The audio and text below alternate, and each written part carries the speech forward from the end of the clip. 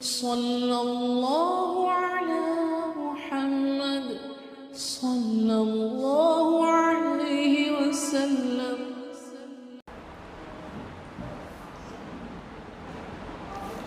بسم اللہ الرحمن الرحیم۔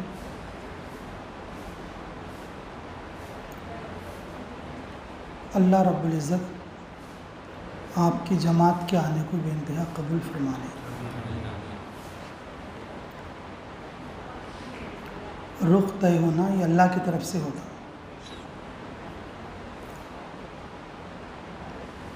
جہاں کا دانہ پانی اللہ لکھا ہوا ہوتا ہے، اللہ رب العزت اسی طرف اس کا رخ کر دیتے۔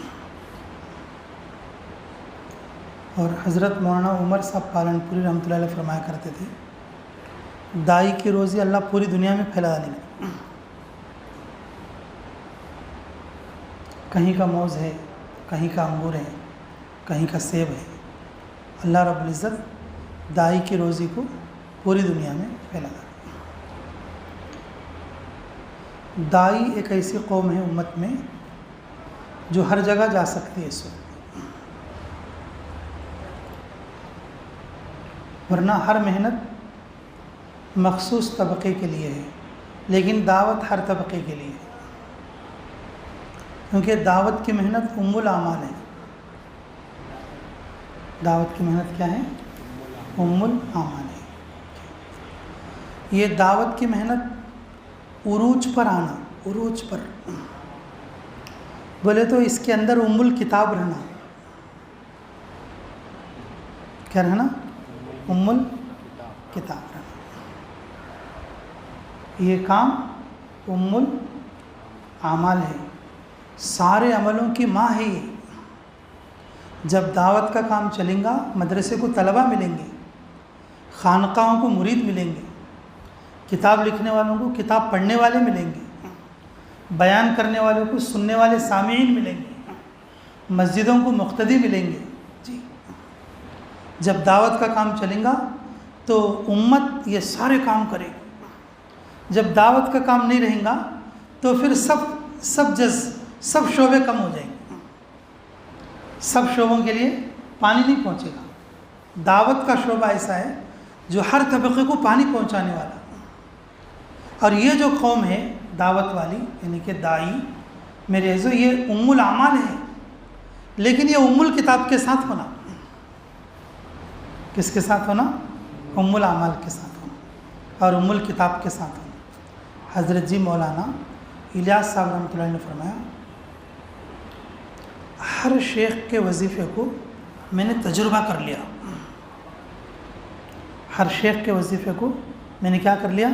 تجربہ کر لیا، لیکن تہجد کی نماز پڑھ کے فجر سے پہلے جو قرآن پڑھنے کا جو ایفیکٹ ہے، قرآن پڑھنے کی جو تاثیر ہے، میں نے کسی کے وظیفے میں نہیں دیکھی۔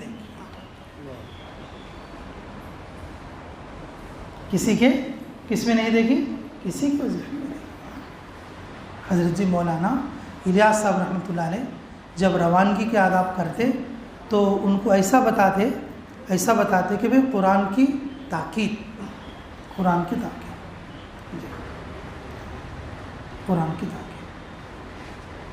اور جو تعلیم کے اندر جو نام ہے نا، تین حصے ہیں تعلیم کے، اس میں سے پہلے حصے کا نام کیا ہے بولو؟ تجوید کے حلقے۔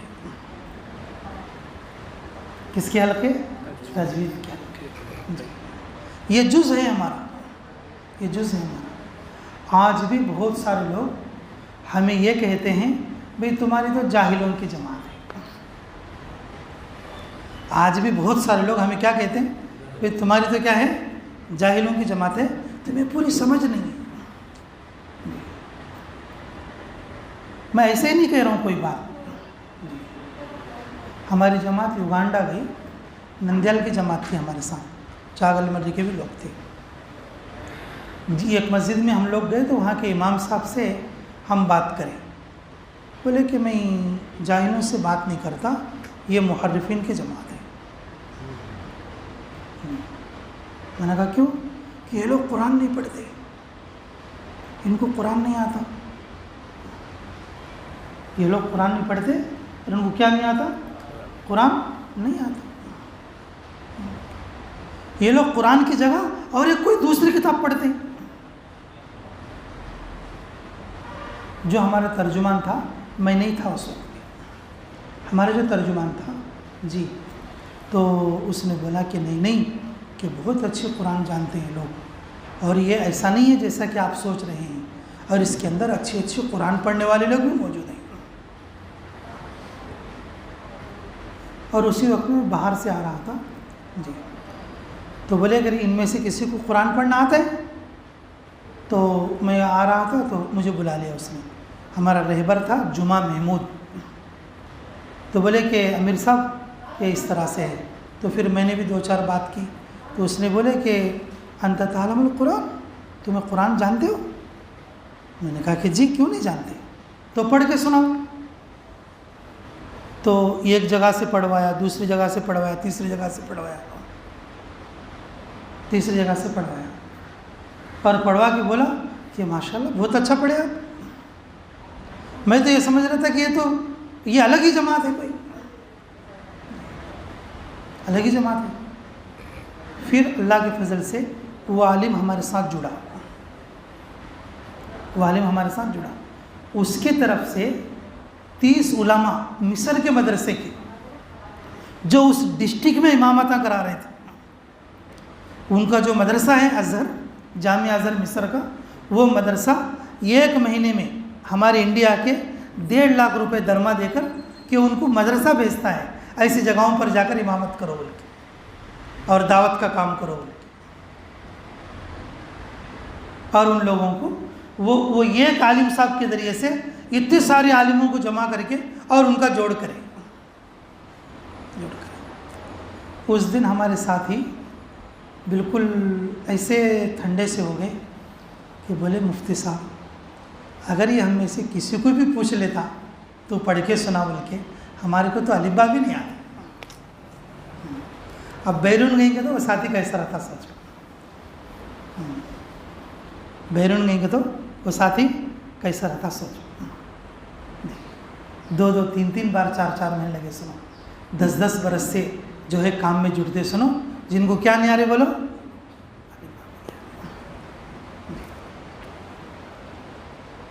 ام الاعمال ہے دعوت کی محنت، ام الاعمال ہے کیا ہے بولو؟ دعوت کی محنت جی. اور ام الکتاب کے بغیر کیسے ہو سکتی؟ ام الکتاب کے بغیر کیسے ہو سکتی؟ حضرت جی مولانا الیاس صاحب رحمۃ اللہ علیہ کا وظیفہ ہے ہر کام کرنے والے، بصیرت رکھنے والے، سمجھ رکھنے والے ساتھی کے لیے وہ تہجد ضرور پڑھے اور اس کے بعد کیا کرے؟ فجر تک قرآن کی تلاوت کرے. آخری درجہ ہر کام کرنے والا ساتھی ہر فرض نماز سے پہلے اذان کے بعد کا جو وقت ہوتا ہے نا، اس وقت میں قرآن کی تلاوت کرے. 8 آدمی کی جماعت ہے، 8 آدمی کی جماعت ہے. مہراوا میں سے 8 قرآن نکال کو بیٹھی. وہ مائنڈ میں سوچو وہ ماحول کیسا تھا. 8 ساتھیاں ہیں، مہراوا میں سے 8 قرآن نکال کو لائٹ صف میں بیٹھی. تمہارے جانے کے بعد لوگ کیا کریں گے؟ بھئی ہمیں بھی ایسا نکال کو پڑھنا چاہیے. دہلی مرکز میں کارگزاری بولتے تھے میاں جی عظمت صاحب جی. میوات سے ایک جماعت گزر رہی،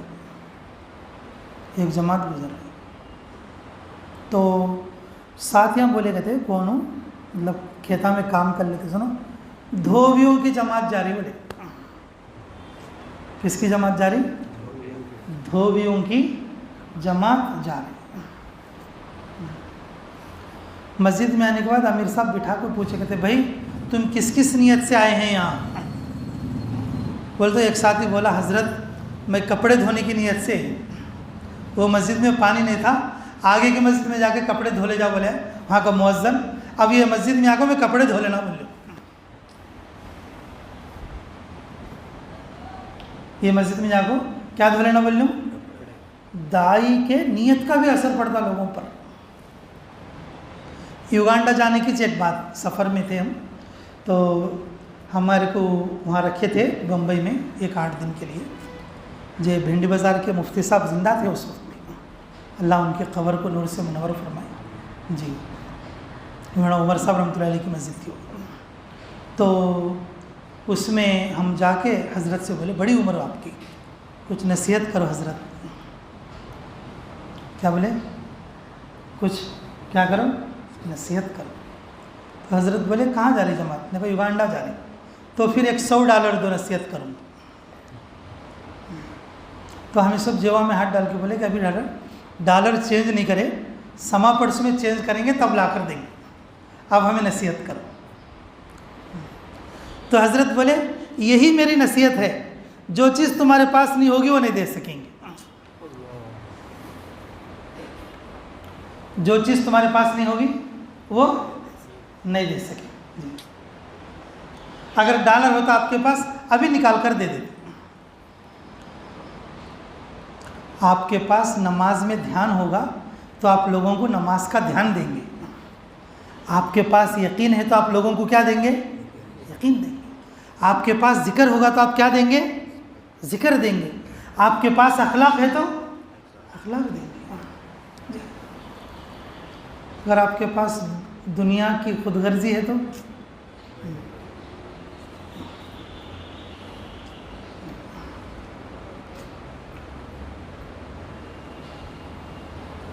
میرے عزیزو، یقین ایسی دولت ہے اللہ صاف دل میں ڈالے.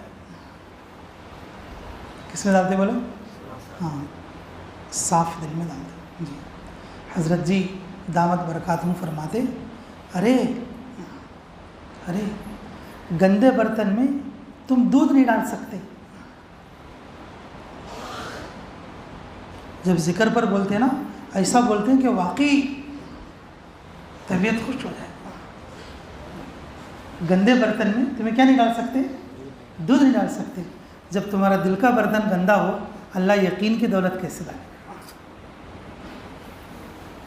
ایک عمل کی ایک صفت ہے. ایک عمل کی وہ صفت ہمیں نہیں طے کرے. کون طے کرے بولو؟ اللہ طے کرے. ایک عمل کی ایک صفت ہے. اس عمل کو کریں گے تو یہ ہوگا، یہ عمل کریں گے تو یہ ہوگا. جی ایک عمل کی ایک صفت ہے. وہ صفت ہم نہیں طے کریں بلکہ کون طے کرے؟ اللہ طے کرے. اب بتاؤ، رسول اللہ صلی اللہ علیہ وسلم طے کرے. اب بتاؤ پھر دل کو صاف کرنا کا تو کیا کرنا؟ ارے بولو بھائی، کون طے کرے یہ چیز؟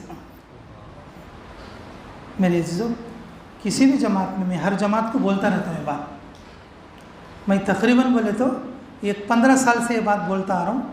پوری جماعت کو ذکر میں بیٹھے ہوئے میں نے کبھی نہیں دیکھا کسی کو. 15 سال سے 15 سال پہلے میں یہ دیکھتا تھا کہ پوری کی پوری جماعت بیٹھ کر کہ فجر کے بعد یا اشراق سے پہلے یا عصر کے بعد گشت سے پہلے کہ پوری جماعت اپنی تسبیح پورا کرتی تھی.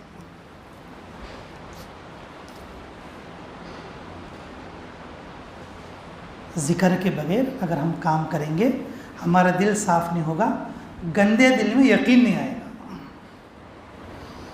گندے دل میں کیا نہیں آئے گا؟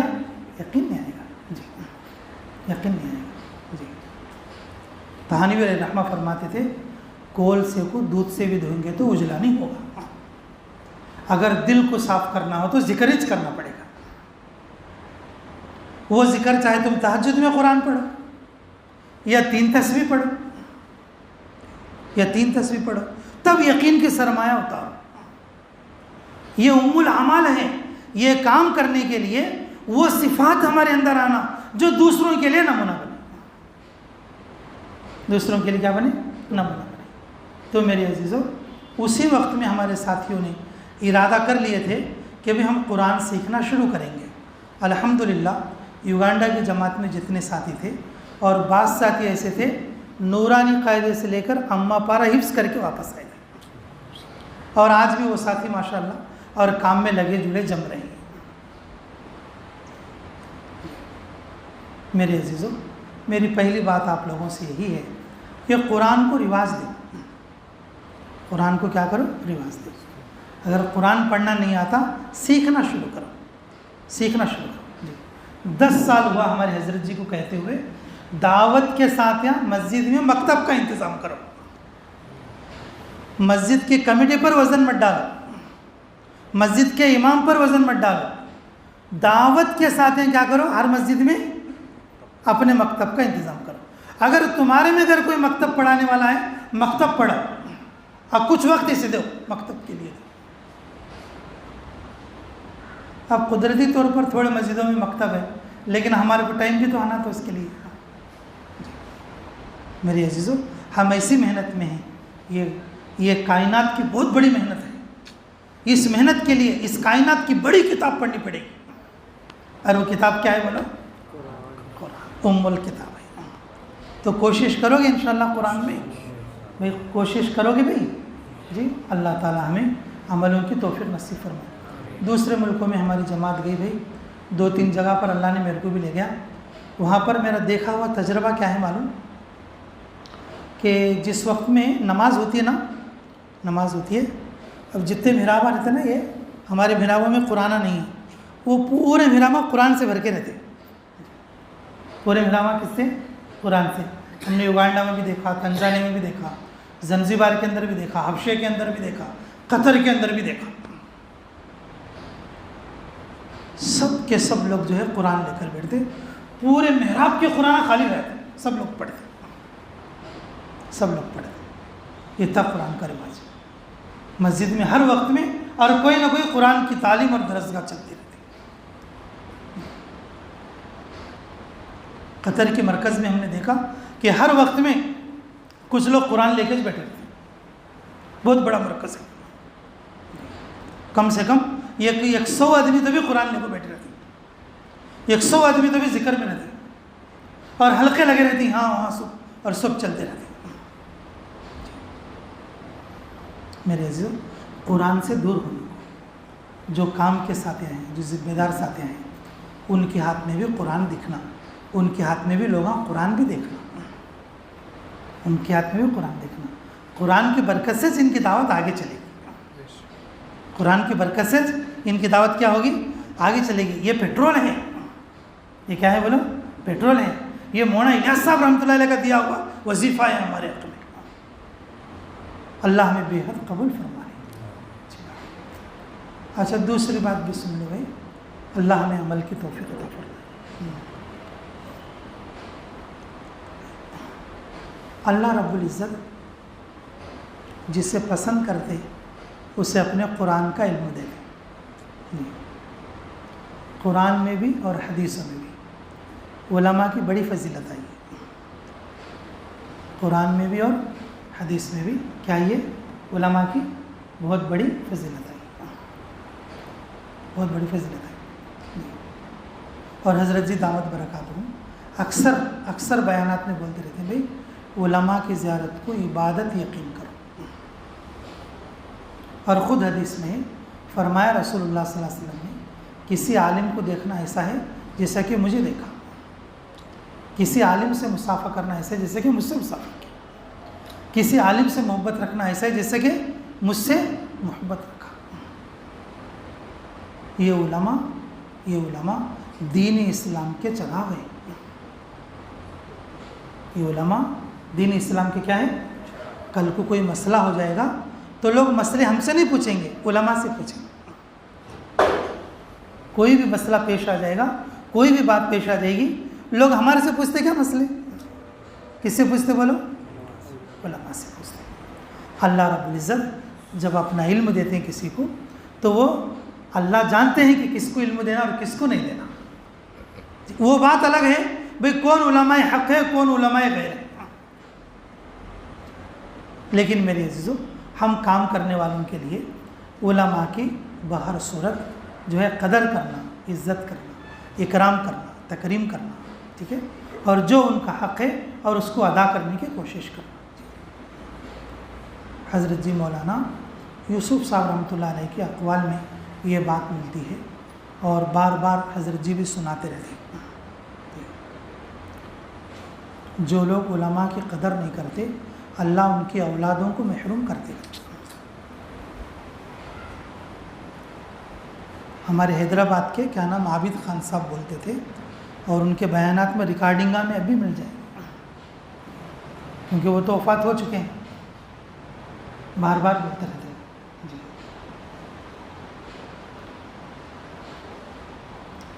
اکثر دعوت کے ساتھیوں کے بچے دین کے علم سے محروم رہتے ہیں، یہ علماء کی ناقدری کی وجہ سے ہی بولتے تھے۔ عابد خان صاحب، عابد خان صاحب، یہ میں میری بات نہیں بول رہا ہوں، بڑوں کی بات میں اس لیے بتا رہا ہوں تاکہ ہمارے کو بھی ڈر لگے، تاکہ اللہ ہماری اصلاح سے اللہ ہماری اولاد کو محروم نہ کرے دین سے، اللہ ہماری اولاد کو دین سے کیا نہ کرے، محروم نہ کرے۔ اور حضرت یہ بھی فرماتے تھے کہ اگر باپ کے دل میں رسول اللہ صلی اللہ علیہ وسلم سے جتنی محبت ہے اور کتنا شوق ہے، اگر یہ دیکھنا ہو اس کے بچے کے کپڑوں کو دیکھو، اس کی اولاد کے کس کو دیکھو، لباس کو دیکھو۔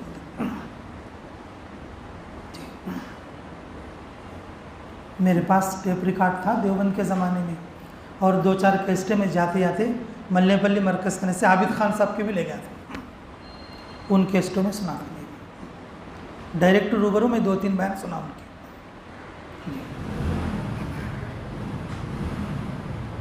اگر کسی باپ کے اندر نبی کی سنت کتنی ہے، اگر یہ دیکھنا ہے بولے تو اس کے بیٹے کے کس میں دیکھو، کپڑوں میں دیکھو، سمجھ میں آئے گا۔ میرے عزیزوں، کہ اللہ رب العزت نے ہمارے شہر کو بہت عمدہ شہر بنایا، اللہ تعالی ہمارے شہر کے خیر کو عالمی سطح پر قبول فرما لے، اور عالمی طور پر اللہ اسے قبول فرما لے، اور سب کام کرنے والے ساتھیوں کی امداد اور نصرت فرمائے۔ لیکن ہمارا علماء کا شہر بھی مانا جاتا ہے، ہمارے صوبے میں گنٹور اور کرنول کیا مانا جاتا ہے، علماء کا شہر مانا جاتا ہے۔ اس لیے میرے عزیزو، علماء سے منسلک ہو جاؤ۔ اگر ہم مخالف بن کر کام نہیں کر سکیں گے، معاون بن کے کام کر سکیں، مخالف بن کے کام نہیں کر سکیں گے، معاون بن کے کیا کریں گے، کام کر سکیں گے۔ اپنی کارگزاریاں جیسے 3 دن گئے آپ، یہ 3 دن کی کارگزاری جا کے وہاں سنو، تمہارے علماء کو سنو، کبھی نہ کبھی اللہ ان کے دل میں نرم کرے گا۔ ہمارے بڑوں کے دماغ میں ایک بات ہی بولے تو اس کا کچھ نہ کچھ اثر ہوتا، ہمارے بڑے ایک بات بولیں گے تو جو لوگ ہمارے کو پسند نہیں کرتے، جو لوگ ہمارے ساتھ بیٹھنا بھی پسند نہیں کرتے، جا کے کارگزاری سنو، بیدم چل لگ گئے تھے ماشاءاللہ 3 دن بہت اچھے طریقے سے کام کرے۔ یہ ایک 3 دن جماعت کو بھیج کے ہمیں ممبئی کو کارگزاری سناؤ، آج یہ سناؤ، پھر سما دوسری سناؤ، پھر پرسوں تیسری کارگزاری سناؤ۔ میرے عزیزوں، یہ کارگزاری سنانا بھی جو ہے بہت بڑی چیز ہے۔ حضرت جی مولانا الیاس صاحب رحمۃ اللہ علیہ کام شروع کرتے وقت میں کیا کہا تھا، بھائی میرا مقصد ہے یہ کام عالموں تک پہنچانا۔ اس کے اہل کون ہیں، اس کے اہل کون ہیں بولو، علماء ہیں۔ میرا مقصد ہے اس کام کے شروع کرنے کا، میوات میں آ کر یہ کام کس کا تک پہنچانا، حضرت کی بات زندہ ہو رہی ہے، حضرت کی بات کیا ہو رہی ہے، جس وقت میں سال لگا رہا تھا اس وقت میں 300 علماء سال لگا رہے تھے، یہ لاک ڈاؤن میں بھی 600 علماء سال لگا رہے ہیں،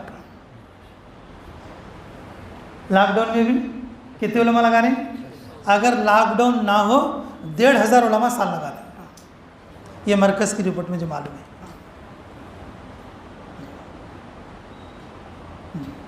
12 نمبر میں جا کے دیکھتے، 13 نمبر میں جا کے دیکھتے رہتے ہیں، سب ہمارے ساتھی تھے وہاں سے۔ لاک ڈاؤن اگر نہ ہو 1500 2000 2500 تک جیسی گنتی چلی آتی ہے، لیکن جس وقت میں سال لگا رہا تھا اس وقت میں کتنے تھے، اور 300 بھی کھیستان کے تھے۔ علماء اس کام کو لے رہے ہیں اور علماء میں یہ کام منتقل ہو رہا ہے، لیکن میرے عزیزوں ہم لوگوں کو جو ہے کہ ان لوگوں کو اکرام کے ساتھ جو ہے کارگزاریاں سنا کر ان کو قریب کر لینے کی کوشش کریں۔ اگر ہم مخالف سمجھیں گے وہ بھی ہمیں مخالف سمجھے گا تو پھر گاڑی آگے نہیں چلے۔ حضرت مولانا سعد صاحب دامت برکاتہم ہمارے حضرت جی کیا فرماتے ہیں کہ بھئی معاون بن کے کام کرو، معاون بن کے کام کرو، مخالف بن کے کیا نہیں کرے گا، کام نہیں چلے گا۔ اس لیے میرے عزیزو آپ سب ماشاءاللہ سمجھدار لوگ ہیں، حلقے کے بھی ذمہ دار ہیں، مسجد کے بھی ذمہ دار ہیں جی، اور جو ہے سمجھ رکھنے والے بھی ہیں ماشاءاللہ، کہ یہ 3 باتیں آپ کی جماعت کے لیے میرے ذہن میں آئی ہیں۔ اور جیسے ہمارے امیر صاحب بولتے ہیں نا کہ ہاں اب آ گئے، تمہیں 3 باتیں بولو ان کو، میں جاگا تو بولتے ہیں تمہیں 3 باتیں بولو، میں جاگا رہتی، ایک جماعت کو ایک رقم کی بات اللہ تعالیٰ میرے دماغ میں ڈالتے رہتے، لیکن تمہاری جماعت کے لیے 3 باتیں۔ بھائی پہلی بات تو قرآن والے بھی بنے، الاعمال آپ کر رہے ہیں، دعوت کی محنت الکتاب کے ساتھ، اور دوسرا علماء کی کیا کرنا بولو، قدر کرنا، اور اپنے اولاد کی حفاظت کرو، علماء کی قدر کرو اور اپنے اولاد کی کیا کرو، حفاظت کرو، ورنہ اپنے اولاد کو بگاڑ لو گے، اللہ رب العزت محروم کر دے گا۔ اللہ نے جس کو علم دیا ہے وہ اپنی خوشنودی کے ساتھ دیا ہے کہ وہ منتخب کردہ آدمی ہے، وہ منتخب کردہ آدمی ہے، وہ جیسا بھی ہے اس کی خبر میں اون جائے گا، وہ جیسا بھی ہے اس کی خبر میں اون جائے گا، لیکن اللہ نے اپنا علم جو دیا ہے اللہ منتخب کر کے دیا ہے، اور ہمارا کام ہے کہ ان کے پاس جو ہے عاجز ہو کر جانا، عبادت سمجھ کر جانا، اکرام کے ساتھ جانا اور ان کی قدر کرنا۔ اور تیسری بات میرے عزیزو کہ کسی بھی دین کے جتنے بھی شعبے ہیں وہ سب ہمارے چلانے کے ہیں، دین میں جتنے بھی شعبے ہیں وہ سب کس کے ہیں، ہمارے چلانے کے ہیں۔ اگر کوئی دوسرا آدمی چلا رہا ہے وہ شعبہ، ہمیں خوش ہو جانا، چلو بھائی ہمارے کو ٹائم دے دیا اس نے، یہ ہمارا کام کر رہا ہے۔ دین کا جہاں کہیں بھی جو کام ہو رہا ہے وہ ہمارا کام ہو رہا ہے، وہ ہماری طرف سے ہو رہا ہے، وہ کیا سوچنا، ہمارا مخالف نہیں ہے وہ۔ ہر شعبے کی معاونت کرنا، ہر شعبے کی تائید کرنا، کیونکہ پورے دین پر ہی پوری کامیابی، پورے دین پر ہی کیا ہے بولو، پوری کامیابی ہے۔ اگر دین کا ایک جز یعنی کہ ایک مسواک بھی اگر چھوٹ جائے گی کامیابی پوری نہیں مل سکتی۔ تو پھر دین کے بڑے بڑے اجزاء جس کو اللہ نے فرمایا، دین کے بڑے بڑے اجزاء جس کو رسول اللہ نے بتایا، بھئی اس کو ترک کر کے ہم کیسے آگے بڑھ سکتے ہیں؟ دین کے جتنے شعبے ہیں ہر شعبے کو ہماری محنت سے پانی پہنچنا ہے، اور پہنچتا ہے، اور یہ محنت ماں ہے میرے عزیزو، ہر شعبے کا ہم معاون بن کے کام کریں۔ تو کرو گے بھی سب انشاءاللہ، محنت کرو گے؟ اب بتاؤ پھر انشاءاللہ کہ 6 مہینے کے لیے سچے دل سے نیت کرو، سچے دل سے بولو، نام لکھاؤ۔